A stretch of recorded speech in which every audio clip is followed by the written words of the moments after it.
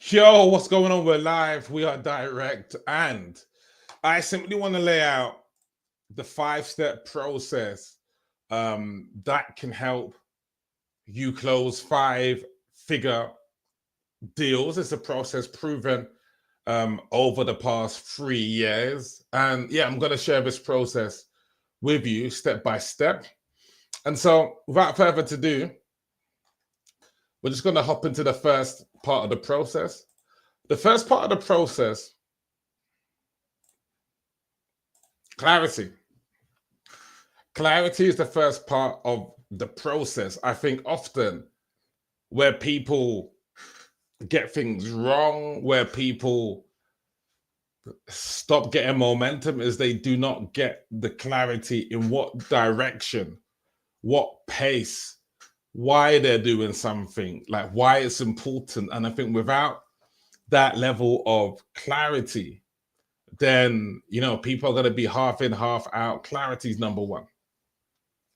Once clarity is there, once we are into the whole essence of clarity, then what we're going to look for, commitment. So if clarity is from the coach, I think ultimately we pay people just for those the 5% shifts that can create the big changes, right? It's like if someone has a factory that's making $50,000 every single day and the machines broke down and someone goes inside there and finds where the problem is, it takes them 5 minutes, but they're not going to be paid $50 or $100. Maybe they're going to be paid $10,000. Why?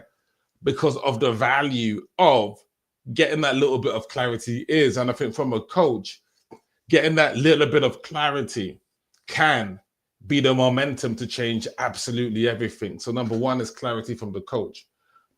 And then when there's that absolute clarity from the coach, commitment from the client.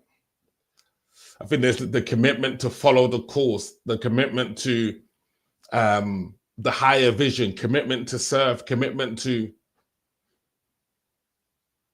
do the work, basically. There's got to be that commitment. And I see with my clients that really make the breakthroughs and get the success, it's no doubt because they have that level of commitment. That commitment is clear, that commitment is visible in terms of they are committed to the course. And if they're committed, it just means results are more likely if there's that commitment there. So what we look at in terms of commitment, it's once the coach has done their part in terms of the clarity, then what I look for is get your content out there, take whiteboard sessions, content whiteboard sessions, and that's it, right? Once the positioning is there, get your content out, do whiteboard sessions. That's part of the key, right? Once that clarity is there, get your content out, do whiteboard sessions. Clarity, get your content out, do whiteboard sessions. It's a very simple system. Clarity in offer, commit to the content, do whiteboard sessions, close deals. Clarity in offer, content, whiteboard sessions, close deals. Okay, that's the key. That's the element of where the success comes or not. You've got to be committed to it. Commitment means it's difficult. I'll keep going. Commitment means I've taken 6 no's. Next one's going to be a yes. Commitment is, hey, look, I'm going to read books on money mindset to get my money mindset up. Commitment means I'm going to follow up with that person because I believe in their potential. I believe in what I can do as well. That's what commitment means when there's nothing left in the tank. And so ultimately, commitment also leads to this. It's the courage to fail and learn. That's what commitment is. We're going to fail. We have to learn. We get up. That's what it comes down to. We have the courage to fail and learn. And then, once we harness this courage to fail and learn, we gain competence after time. Competence over time just means that over the while, we become better and better and better, and we acknowledge it's a long game. We get better and better. We improve our skills. We improve everything along the way. We show that competence. And then the final element is confidence that is earned. What does that mean?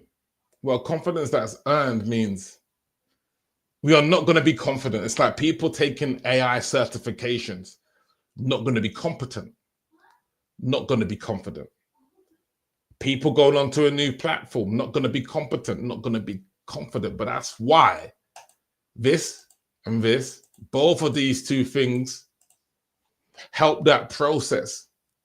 And I think if these two things are not in place, and if we're looking to be competent, we've lost.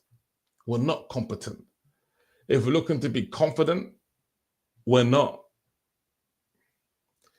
If we're looking to have courage against not the right clarity is not going to work. Confidence has to come from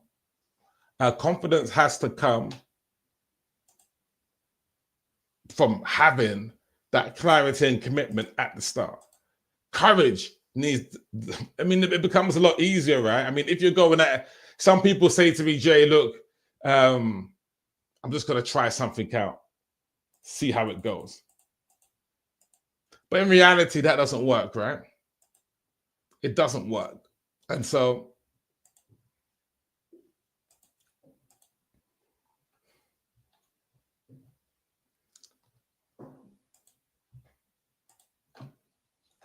if we're looking at the cycle,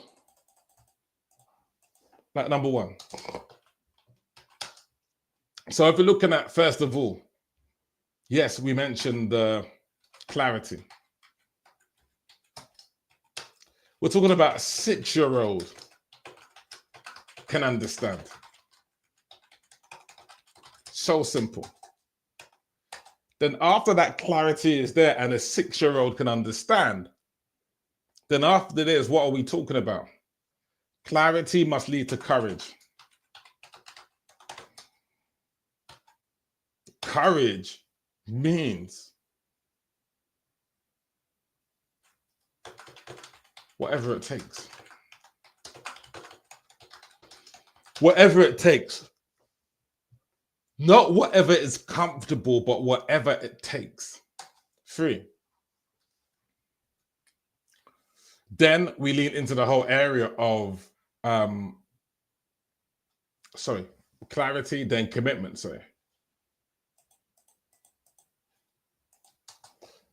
Can't forget commitment. You can be courageous after it can go, and let's do it this way.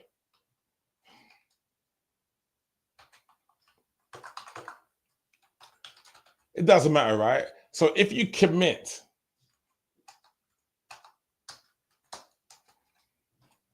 long term, then it's long term. Again, long term. And then with courage and commitment comes competence. But when we get competent, we always got to refine. And then finally, the confidence is earned confidence. It's earned. It's not fake. Like, you can say fake it until you make it. Yes, okay. But maybe faking it is having the courage to keep getting up. You know, the fake it before you make it is the courage to keep going and things like that. But real confidence is always earned, is always in the long term. Thanks for watching this. Yeah, Jay.